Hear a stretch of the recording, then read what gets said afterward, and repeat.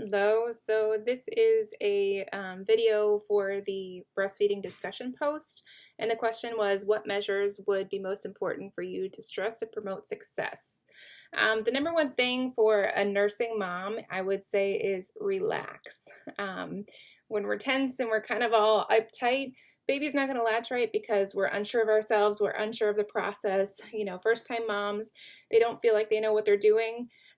So we're here to reassure them, educate them, give them some pointers, but it will get easier with time. So once mom figures out what nursing is all about, once baby figures out a good latch, they'll work together very well.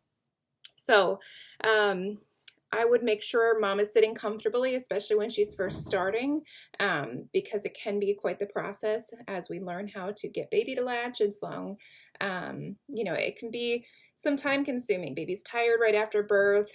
They may not want to, latch properly, or they may fall asleep as soon as they do latch. So we want to make sure mom is comfortable. Lots of supportive pillows, a pillow underneath to support baby, so baby is higher to the breast. Pillows behind her back if she's in the hospital bed. That's going to promote some comfort. I know there's a lot of like those bobby pillows and different things like that, but when we're first starting, I would just recommend kind of a support person, and as a nurse you could be that support person if you didn't have a lactation consultant on hand, and just really kind of reassure mom and make sure that everyone's comfortable and she feels successful so that she and baby can have a good experience. So I would make sure that baby is close to you when you're feeding. You don't want baby way out in front of you when baby's trying to go to that breast. So I have a little prop here. So you want baby nice and close. Hold them, cuddle them, get them in the right position, so that way when you are trying to start nursing them, you're setting them up for success. So you want to support your breast from underneath, positioning your fingers away from the areola, so you don't want to be clamping just on that nipple. You want to get enough breast in the baby's mouth. So if the baby is starting to suckle and it's just on the tip of that breast, right on that nipple, those nipples are going to get really cracked, sore, start bleeding. It's very, very uncomfortable, and it can happen very quickly, especially with new moms or moms that have never breastfed before.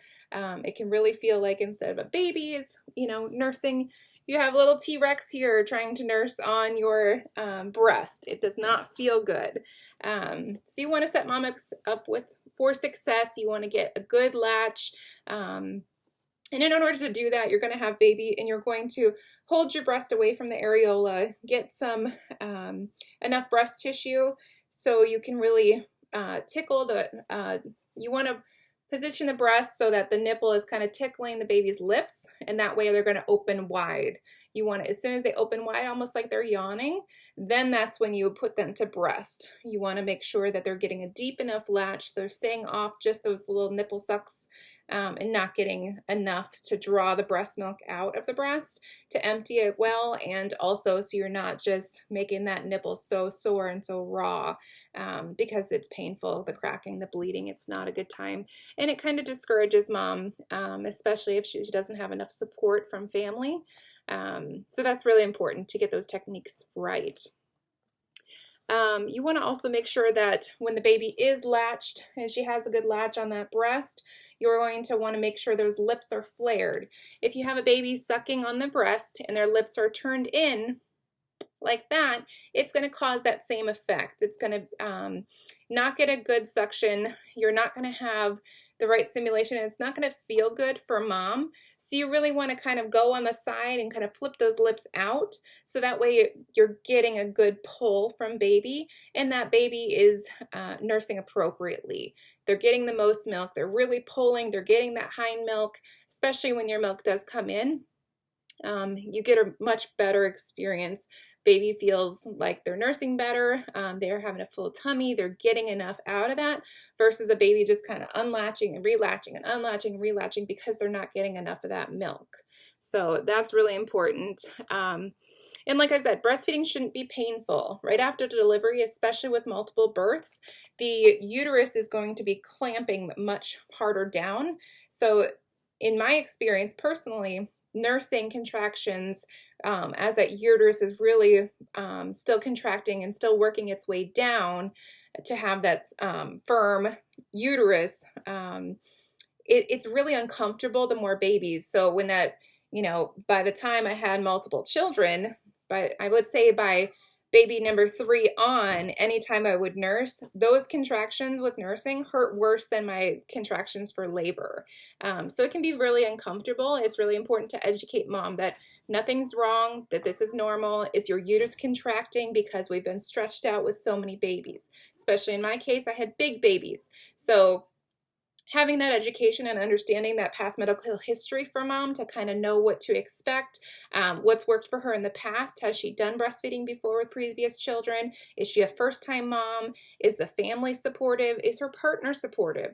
Because all those factors will really play in to see if mom is going to be successful with nursing, if she's going to want to continue nursing.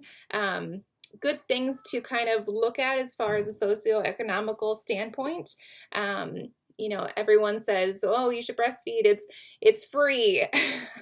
Well, there is some expenses that come in with breastfeeding. It's not just buying the formula. If somebody was bottle feeding, say mom goes back to work, then you're worried about, making sure mom has a breast pump. Then you also have to make sure that mom is educated with breast milk storage. And what that all entails. Yes, it's much cheaper overall, but there is some pieces that will play into account. So knowing that and educating yourself a little bit before you're helping mom nurse, so you can have a good understanding of what's all involved with nursing. And there's some complications that can come up, like mastitis, that can be really uncomfortable. It can be a clogged milk duct, and mom can get sick from that as well. So be mindful of that. But I would, if mom wants to breastfeed, I would really encourage that and make sure that she has enough education to make the best decision for her and for her baby. Even if it's just those first couple days, first couple weeks, baby's getting that colostrum, that's so good for baby. That's going to last in the breast milk. Depending on research, you're looking about 30 days after delivery to get that colostrum. So that's so many good nutrients and extra antibodies and things like that from mom to really help that baby, transition into the world and get those good antibodies and make sure they're protected. So it's very, very important. But of course, you want to keep your own bias out of it. I support breastfeeding 100%, but I also support formula feeding. I think it's important to have a good understanding that at the end of the day, we want to make sure baby is fed and is gaining weight, having enough dirty diapers, that kind of thing. So very important. As far as feeding goes, you want to feed on demand. Babies are not typically on a set schedule. If that baby is hungry, their baby is going to let you know it's hungry. So, sometimes moms feel like all they're doing is nursing and this baby will never get off a breast. Well, those are called cluster feedings. And so baby is going to want to suck, suck, suck, suck, suck all the time. You're going to feel like a human pacifier. But baby's growing, and that's temporary periods. That's not going to last long. As long as you're having a good latch, as long as baby is producing enough wet and dirty diapers, that's really important. You're looking for growth. You're looking for development. You're looking to make sure baby feels satisfied at the end of those sessions. So in those first couple weeks, baby should be eating in a 24-hour period at least 7 to 8 times, a good nursing session, not a quick little 5-10 minute session. You want a good session so that baby is happy, fat and happy, right? So you want a full belly. You want to make sure that baby is getting enough milk and that baby is growing and developing. That baby's hydrated because you're counting those diapers. You're making sure you're monitoring, how many times they've eaten, how long they've eaten, and what those diapers look like. What does the poop look like? Have we transitioned into that? It's like the yellow, seedy cottage cheese almost looking sometimes. It's like a curd-like yellow stools. You're going to want to see those about 3 times in a 24-hour period, give or take. As baby grows, you're going to see those increase. It's very typical for babies to have a dirty diaper every time they nurse. And other babies don't have dirty diapers for maybe a week. They're getting all those nutrients and they're utilizing those because mom has a good diet, or everything's coming from that breast milk is doing really well for that baby. So figure out, moms are going to figure out what's normal for that baby. I know in my experience, some of my kids, they would go 9, 10 days without a bowel movement. And I'd go to the pediatrician. I'm like, what's going on? Because I wasn't fully understanding that baby's getting everything from me. They're growing, they're developing well, they're not uncomfortable. So they were doing very well. I wasn't supplementing, but that was normal from what in my own personal experience I learned. So keep an eye on that. Obviously, you don't want baby to not be producing stools, but as long as they're gaining weight and developing and getting all those good signs for the newborn, they're going to be fine. So different signs you're going to want to watch for a nursing baby or for breastfeeding. You don't want to wait till they're crying to start feeding them. You're going to want to watch those cues. Baby starts to wake up, hands are going to the mouth. They might be doing some tongue thrusts, kind of looking around, rooting for that breast. They're looking to see where it is. And those are the kind of signs you're going to want to start to feed baby on, instead of waiting for them to calm down when they're screaming and crying and, you know, they're just so hungry. They're kind of beyond that ready to nurse phase, if you will. So another thing to be successful with nursing is those first couple days, first couple weeks even sometimes, or longer than that, depending on mom's preference. I would stay away from pacifiers. When baby is showing signs that they're just, you know, not happy or something's off, they're going to be crying because that's their only form of communication with mom. So giving them a pacifier to literally pacify them is not really listening to their cues. So you want to make sure that they're clean, dry, and have that full belly with a nursing session. So let's see what else. Yeah, but I mean, you know, just do your best to support them. If, you know, mom is not doing well at nursing a baby in a certain position, say they're just doing like the cross cradle and bringing the baby to breast at that point, there's different positions you can try. You can try like a football hold and bring baby to breast in that way. You can try kind of a cross cradle, so they're kind of off to the side. And again, those supportive pillows and making sure mom's comfortable, so she's not in a certain position trying to bring her breast down to baby. You really want to bring baby to breast, because then it's comfortable for mom. You can both relax, and you're getting, you know, that stress is not encompassing mom, so they're freaking out thinking that they're doing something wrong.